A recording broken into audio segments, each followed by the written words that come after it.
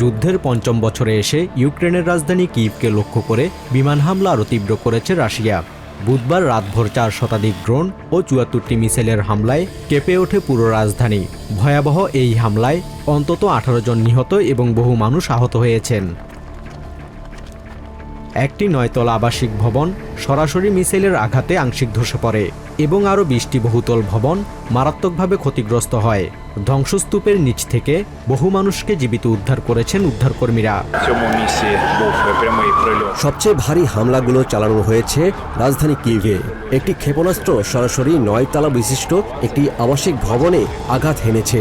Drone ও মিসাইলের ধাক্কায় কিয়েভের অন্তত 20টি ভবন আংশিক বা পুরোপুরি ধ্বংস হয়েছে।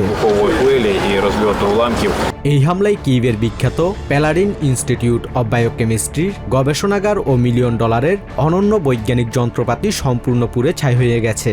আলজাইমার্স, পার্কিনসন্স ও ডায়াবেটিসের মতো জটিল রোগের দীর্ঘদিনের বৈজ্ঞানিক গবেষণা ও ল্যাবরেটরির এই ধ্বংসকে ইউক্রেনের চিকিৎসা ও জীববিজ্ঞান খাতের জন্য এক অপূরণীয় বিপর্যয় বলে উল্লেখ করেছেন বিজ্ঞানীরা।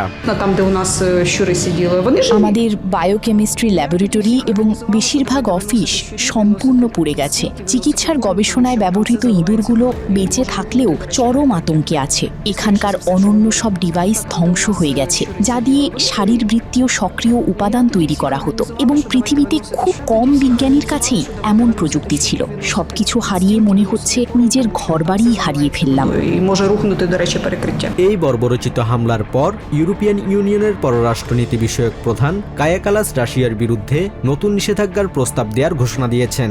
এর জবাবে ক্রেমলিনের মুখপাত্র দিমিত্রি পেসকভ জানিয়েছেন, কিয়েভের সামরিক স্থাপনা লক্ষ্য করেই এই হামলা চালানো হয়েছে এবং নিজেদের লক্ষ্য অর্জনে কিয়েভ রেজিমেন্টের ওপর আরও চাপ বাড়ানো হবে।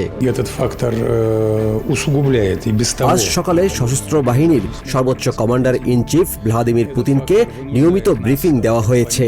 Chief of general staff Valery Gerasimov Kyiv সহ অন্যান্য এলাকায় চালানো আমাদের এই বিশাল ও তীব্র প্রতিশোধমূলক হামলার ফলাফল পুতিনকে অবহিত করেছেন।